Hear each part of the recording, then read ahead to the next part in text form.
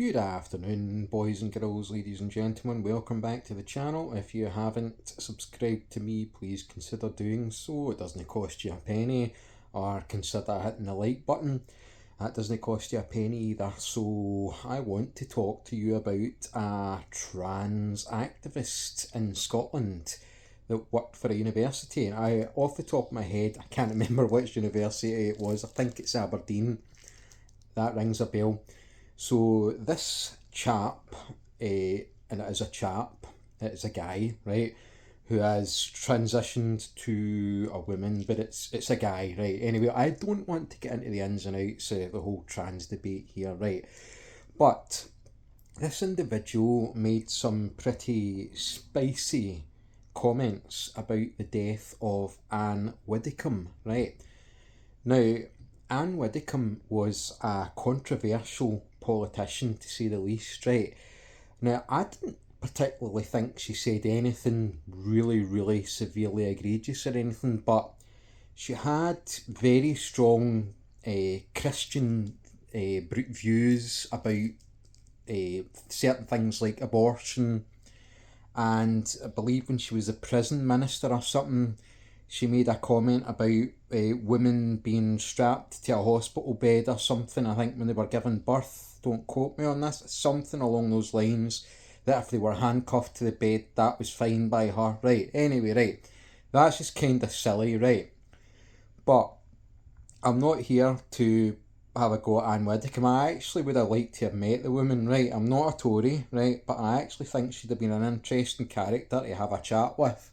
I think, honestly think she'd have been really interesting, because she was always up for debate and things like that. Anyway, right, I have gone off on a bit of a tangent, but this chap, Heather Herbert, Herbert, right, Mr. Herbert the pervert, right, so this Mr. Heather Herbert made quite a spicy tweet about Ann Widecombe, saying that he hoped that she died a painful death, and something like he hoped she would strapped to a bed in agony and all this carry on in her last moments, and it was quite spicy, right? Okay, now, anyway, right, it might have upset some people, right, but at the end of the day, right, offence is taken, right? And I honestly don't believe this chap has done anything illegal. I don't believe he's crossed the line into illegality, right? Now, at first, the Police Scotland said that there was no criminality here, but they seem to have changed their mind, and this chap has now been charged. So he's been charged, right?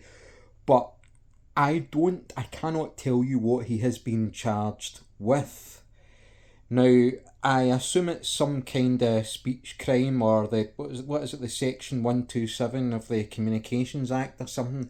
It's probably that, right? But don't quote me on that, because at this point, I don't know, okay, right? But the chap has been charged, right? Now, I watched a video on Facebook, right, where the Free Speech Union, one of their representatives, I think it's Connie Shaw, the girl's name is, right?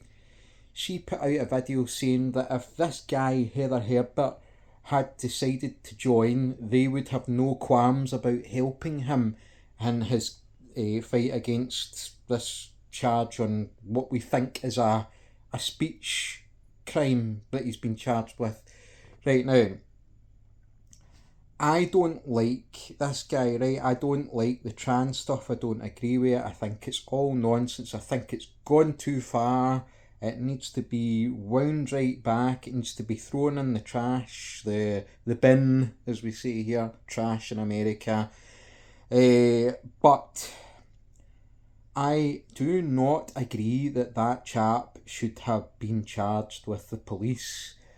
Now, part of me thinks that, you know what, because it's a leftist and that, and he's the shoes on the other foot here, because it's always people on the right that are getting charged with these speech crimes, these speech violations, when really they've not done or said anything illegal, really, and they're forced into pleading guilty because either they can't afford a lawyer, or they're getting a duty solicitor that's saying, oh, you just plead guilty and just otherwise you have to, this will need to drag on, and even if you win, it's years out your life, it's a big court case and all that, and blah blah blah, it'll cost you money. And so a lot of these people that haven't said anything illegal, right, they're getting done anyway because they're just pleading guilty to try and see if they can get like a minor fine or something, but it doesn't work out that way. But anyway, right, back to this guy, right, I'm sorry, right, but we have to be consistent on the right, okay? We can't bang the drum of free speech